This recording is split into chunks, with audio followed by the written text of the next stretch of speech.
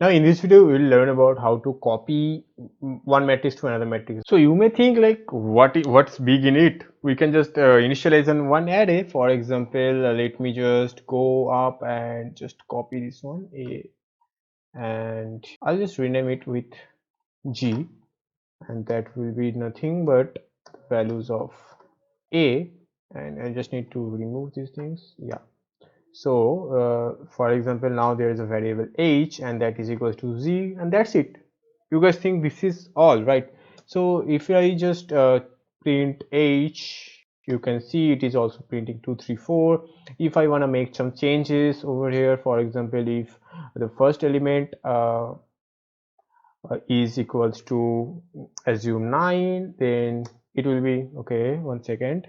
Well, yeah, we have to make it np.arrays. Okay, np.arrays.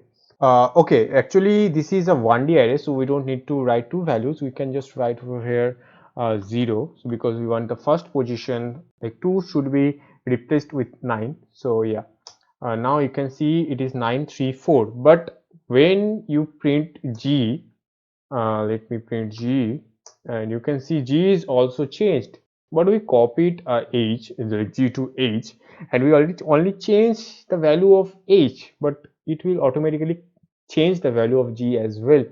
So this is the main problem. If you do like this, you just need to use the dot copy method.